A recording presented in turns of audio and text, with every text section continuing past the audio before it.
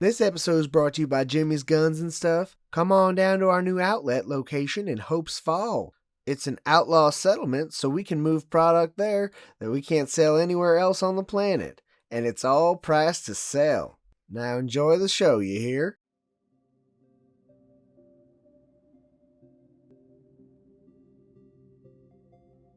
Hey there, Scabby Scummers and Gangers. Crimson Oracle here with another episode of Dome Runners TV.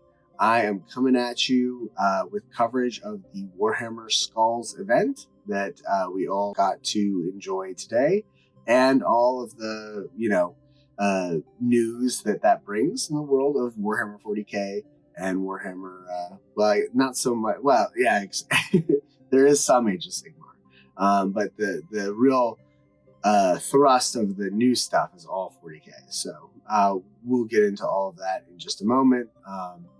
But I wanted to, kind of tackle the new announcements and all of that. But first, I want to go over some of the stuff that I'm anticipating that we already knew about. So first of all, we got a release date for Darktide, which is sort of a spiritual sequel, if not a literal sequel, to Vermintide and Vermintide 2, set in a Nurgle-infested hive in Warhammer 40k.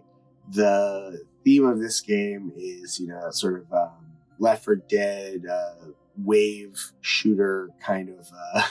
I don't know exactly what the term is for them. That's sort of like crowd combat. It looks like it's going to actually be pretty zombie-rific. There were zombies, of course, in the Vermintide games, but, there was also a lot of Skaven and stuff. But I'm sure that the forces of Nurgle will give us lots and lots of variety of fun stuff to face off against. And so we got a new cinematic trailer, and we got an announced release date in September. So that means that when that game drops, I'm very likely to delve into some streaming because I really liked Vermintide 2 a lot. And I'm excited to, come to grips with this new game and kind of get a feel for it. So that is exciting news, and it looks awesome. So, that's exciting. We also got an update from Total War Warhammer 3. They are going to be doing an expansion, and they just did a open beta for it, of the largest campaign mode that they've done for that game series. So it'll combine factions from Total War 2, and Total War 3 with the Warhammer series. So that's really exciting. I don't know exactly if my machine can run those games, but I'm going to potentially try. I haven't bought Total War Warhammer 3 because of having some struggles running Total War Warhammer 2, but I haven't done any efforts to really optimize it. I just sort of booted it up and saw that it was struggling and didn't really want to go any further. It's not exactly the style of game that I enjoy. Total War is not a series that I would go out of my way to play, generally speaking. But I just love me some Beastmen, so I'm probably going to wind up playing it eventually. We also saw an announcement of a new free update for Vermintide 2, which will see the roguelite game mode Chaos Wastes offer a bunch of new Be'lakor related content. So I'm not exactly sure what to expect from that, but it would sure be a nifty change of pace from what's available currently. So I'm excited to check it out, and I'm definitely gonna go ahead and play that. I've played through a bunch of Vermintide 2. I've played through all the core missions and a couple of the expansions. And they're really, really fun. So I'll definitely have to check out the Be'lakor content update for that. We got a brief update about Space Marine 2, but it doesn't really detail anything about the game or give us any footage or anything. So it's more just like a placeholder as they, work on it. We'll figure out when the release date is, closer to when it's ready. We also got an update with a release date for Blood, Shooters, and Teeth. And I don't know if it's newly announced that it's coming to Switch. I suspect not. But the fact that it is coming to Switch is nice. since I have a Switch, and I would rather play that kind of game on the Switch than on my PC. So I'm excited to check that out. It looks very silly and over the top and kind of perfect for what I want out of the Warhammer 40k universe. I think that aesthetically, people get too wrapped up in one aesthetic, and I think that Warhammer is a game that really thrives on having, a wide variety of different aesthetics that work for it. We did also find out that Battle Sector is getting a update that will add Sisters of Battle. I have not played Battle Sector. I have it on my computer. I just haven't. It hasn't quite, sort of grabbed me. So we'll see if I get around to playing it. I think at some point I might do just a general kind of run through of every Warhammer 40k game in my Steam library, which is a lot, and it grows all the time. So that is definitely something that I'd like to do. They are adding some more content for World of Tanks, which I can't really get into that kind of game, so not really something that I pay much attention to. We did get a new announcement, or at least a trailer, for a mobile game called Tacticus. I've played a fair few number of mobile Warhammer games, and they're only as good as the mechanics of the games that they're aping. So some of them have been decent, but in the end, none of them have stuck with me. So I'm not exactly jumping out of my seat for Tacticus. And of course, the Warhammer Legions card game on computers has an update coming out for Titan Death, which is, great for people who enjoy that kind of game format, but not something that grabs me personally. So those are the updates on stuff that we already knew about that, I guess Tacticus might be a new release. I'm not sure. They said 3 new games were really announced, and Tacticus wasn't one of those 3. So I'm guessing we knew about it before. I just didn't know about it personally. They announced 2 new games today that I feel like were extracted from my mind psychically because they are so in line with my taste.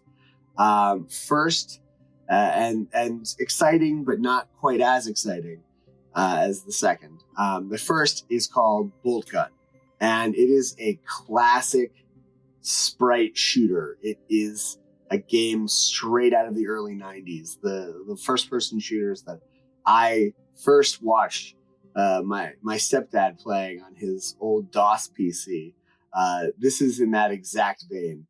We're talking about a game that is not trying to be anything more than, a classic retro kind of experience.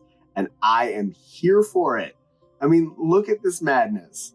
This is exactly what I want out of a shooter. I don't want shooters that stress me out. I don't understand why everyone got so into the whole milsim thing. Personally, I don't get it. I really liked the Necromunda hired gun game that came out last year, specifically because it was that kind of like Doom, Twitch, shooty, very quick, very over the top and ridiculous kind of gameplay. I just don't enjoy playing a game that's, sort of slow and any mistake will get you killed. I just don't. I don't care. I don't want to play a game that punishes me for being, quick and wanting to get to the end. It's just not something that I'm personally interested in. And I know that totally appeals to a bunch of people out there. And I think it's totally great that we get games that cater to those people's needs. But I just want more games like this where it's just pure mayhem. That's exactly what I look for in a video game. So Bolt Gun looks to be an absolute fave whenever it actually arrives in the vague date of 2023. So I'm excited for that. And I hope that they do a ton of content for it, because it's really not that hard to make tons and tons of sprites, let's be honest. And level design is a lot easier in games like that. You can really go ham. Just saying. And then last, but certainly not least, my biggest excitement for today is Rogue Trader. That's right. They actually took the classic Fantasy Flight system and packaged it down into a game. And it's coming this year. It's made by a developer that has actually got a lot of experience making these kinds of games. They made 2 Pathfinder games, and they're both supposed to be really good. Owlcat Games is the name of the developer, so you can check out their other stuff. You can get an idea of what they do, and let me tell you, they are the perfect studio to be doing a Warhammer 40k role-playing game. This is going to be a large, open-ended, varied world, and if we all buy it, they will keep making more of them, because they've already made 2 Pathfinder games, right? So if you want a turn-based role-playing game where you go out and adventure as a rogue trader or part of the rogue trader or the party or whatever, in this sort of style of, conceptually like Baldur's Gate or Knights of the Old Republic, that sort of game, this is going to be awesome. We only get a little bit of glimpses of it. There's some great animation in the trailer, as you can see, but I could not be happier with this announcement. And it really feels like between Blood Shooters and Teeth and Bolt Gun and Rogue Trader that developers are realizing that there are a lot of people who, like me, came of age playing games that are very different from the games that are released today. And while I can see merit in some modern games, and I'm not saying that all modern games are bad, every single one of my favorite games came out more than 20 years ago. Not even like close. I mean, I think Fallout New Vegas is the only game in my top 10 that came out after 2002. Everything else came out before. Oh wait, I think maybe Vampire the Masquerade is 2003. So, fudge the details or whatever. But the point is that while I absolutely think that new games have their own charms and that people will love them, and people will be nostalgic for them when they're gone, there's a whole market of people who, like me, are missing out on games because the style of the way games are made now just doesn't really appeal to us the way that the games that we grew up playing did. So this embrace of retro style of the game being about creating a fun experience and focusing on gameplay and on storytelling and not on trying to crank your graphics up to insane and have the most realistic physics on Earth. This is such an exciting moment. I'm really hoping that this is a sign of things to come, because the more of this kind of stuff we get, the better.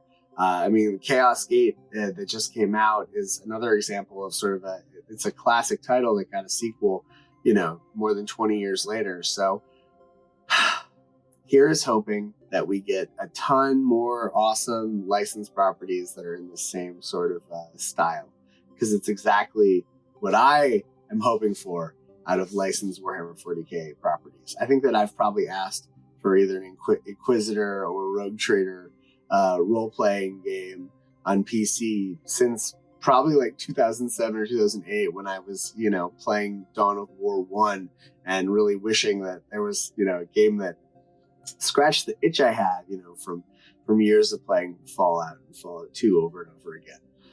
So I couldn't be more excited. And with that, I think that covers, pretty much the whole of the announcements. And so, thank you to everyone for watching. Don't forget to like the video and give the subscribe button a click, because that gets me more attention and gets more sets of eyeballs on these videos. And I like making these videos, so keep that attention coming. And of course, thank you to my patrons for helping support the show. I have some new patrons for June. And guess what? For as little as $2 a month, you can help me make these videos. Just hop on over to patreon.com/domerunners and check me out there. And of course, don't forget to check out the podcast on Buzzsprout. I am a bit behind on podcast episodes. I've just been really enthralled with making YouTube videos. So I'll be getting more content onto the podcast site soon. And of course, everyone, stay safe and don't forget to change your paint water.